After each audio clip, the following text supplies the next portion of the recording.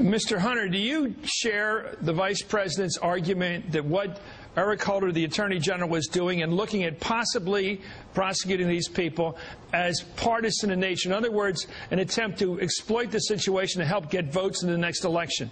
A partisan move for partisan purposes. That's what the Vice President's accusing him of. Yeah, Chris, for this reason, the initial scrub on these operations was made a couple of years ago. One person was turned up as having violated the law, and that person was punished.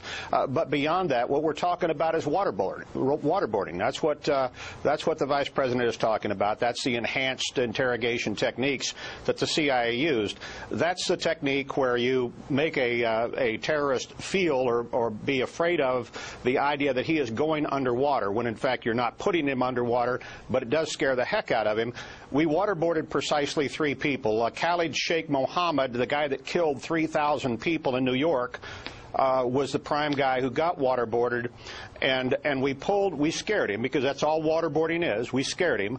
We waterboard, incidentally, hundreds of our own military personnel. They waterboard themselves in training to toughen themselves up. But we scared Khalid Sheikh Mohammed. When we scared him, he told us about three new plots that we didn't know about. One was to hit the Marines in North Africa. Another one was to hit the United States itself, again, a second time. And the last one was to hit the British at Heathrow Airport or another location. So Khalid Sheikh Mohammed, the guy who planned the attack that killed 3,000 New Yorkers, was scared. Now, at the same time, Mr. Obama's operatives here a few weeks ago shot 3 pirates through the head to save 1 hostage. Now, if you can shoot 3 pirates through the head or shoot them through the head to save 1 hostage.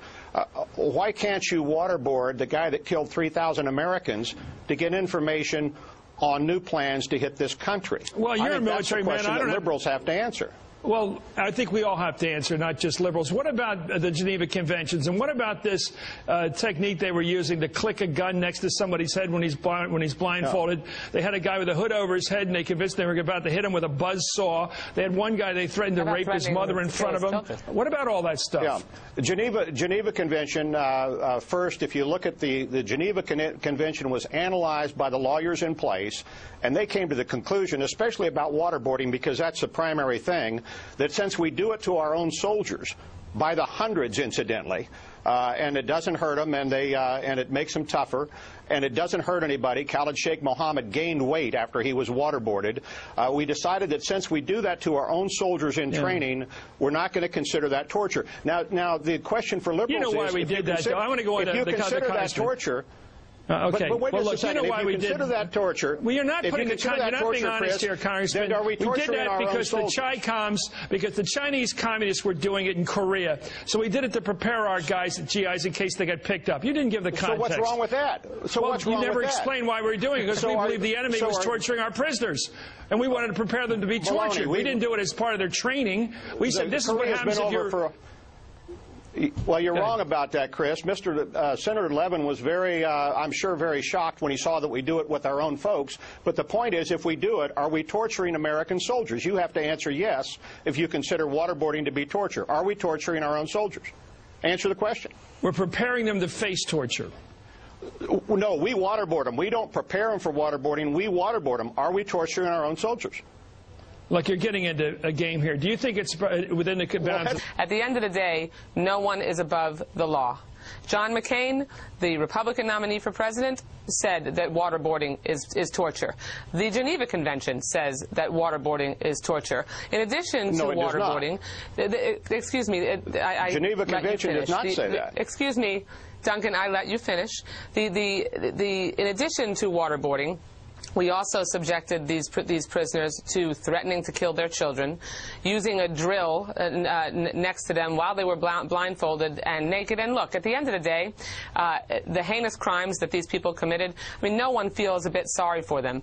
But when it comes to making sure that our prisoners and our detainees in other countries get the treatment that we want to make sure that they get and that they are not tortured, we have to make sure that none of our lawyers who give advice to our interrogators, nor our our interrogators are above the law, and we cannot continue the downward spiral of torture and make that the policy and law and acceptable practice in this country. It's simply unacceptable. And with all due respect, Duncan, to say that that information that Khalid Sheikh Mohammed revealed as a result was a direct result of waterboarding, even Francis Townsend, the former director of the White House Office of Homeland Security, disagreed with that on TV this week and said that you couldn't really make a direct connection that the vice president tried to make. And in fact, the FBI interrogator who questioned him before the CIA came in and waterboarded him and used torture got information that was incredibly valuable in 2 days. Instead, let me answer that. Mr. Hunter, let me period of time that they subjected to torture where they got nothing. Mr. Hunter, I want you to listen to McCain here, Senator McCain, then you react to that yourself. Okay. Senator McCain on this issue. I think that these interrogations, once publicized, helped al-Qaeda recruit. I think that the ability of us to work with our allies was harmed. And I believe that information, according to the FBI and others, could have been gained through other methods. Mr. Hunter. Chris, if John McCain, my old friend, is suggesting that if we just talked nicely to Khalid Sheikh Mohammed, he would have told us about those plans to attack America, the Marine encampment at North Africa, and Great Britain. Look, the proof is in the pudding. Wait a second. Now let me finish. 2 days. Let me finish. We talked to Khalid Sheikh Mohammed for a long time, and we waterboarded him on multiple occasions. Now, if talking nice to him would have elicited that information, I'm sure that he would have put that off. But the real question for Debbie is this. If I can jump in. Debbie, here's a real... Before they waterboarded him, so I'm not sure here about the facts. They got valuable information. Are you sure the facts here? Mr. Hunter, talk. Mr. Hunter, you got 15 to 30 seconds here. Go ahead. Okay, let me talk. Debbie, what you should really concentrate on is the fact that the Israelis use a much more stringent method of interrogation.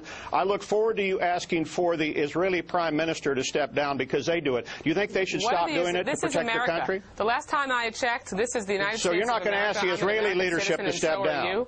Mr. Hunter, that's kind of ridiculous. We're talking about practices in the United States, and the United States doesn't torture. No one is above the law, including Dick Cheney, including the lawyers that Waterboarding is not torture. To require, well, I think that when the investigation is completed, it's quite possible that you'll be proven wrong. The FBI investigator that questioned him before the CIA stepped in and tortured him got more valuable information within a couple of days, as opposed to the weeks and weeks in which they got virtually nothing, that you can't even tie the information that Khalid Sheikh Mohammed gave to the CIA after they tortured him to those practices. No one is above the law. Debbie, the American SEALs torture. So the American SEALs torture themselves. The Air Force tortures itself, according to your definition. That's not torture. That's torture. Preparing. And there's no problem with Israel doing very enhanced methods of interrogation. Okay, Congressman, even the most minimal intelligence could help you with this. I don't know why you're not applying it, because you have it. Obviously, the service people know they're in training. They're not going to be killed. A captured person who's one of our enemy has no idea what we're doing when we submit him to border torture. So, Chris, use your common sense. We scared Khalid Sheikh Mohammed.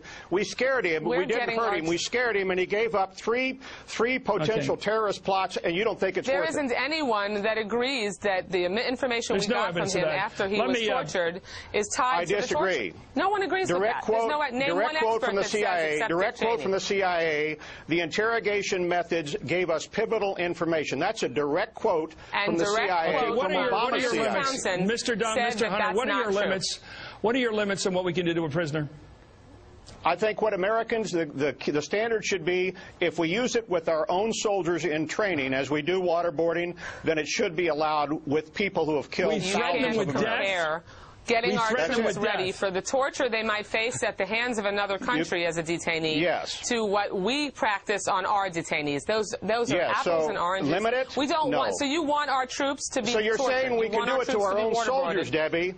You're saying we can do it to our own soldiers. We can't do it to terrorists. Because the chance of them being Duncan, the chancellor of the executive in another country, we have to make sure that they can get ready for it. You're comparing apples and oranges. And by the way, thank you, Mr. Hunter. Mr. Hunter, you're hanging on this like a lifeboard, and I want to tell you something. Every service person who comes to serve our country, even the worst kind of boot camp like Paris Island, knows that there's always a chance of an accident. But they also know that none of the drill instructors intend to kill them. Never believe that, ever.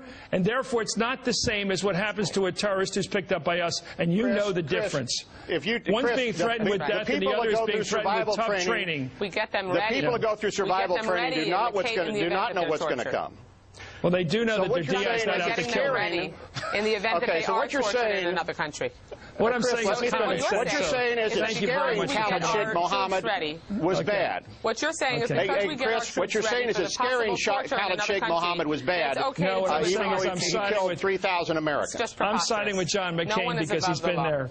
In both regards, he served his country. And I've got two sons who have served in Iraq or have served in Iraq. And I've always pointed that out, sir. I always try to point out your service to your country.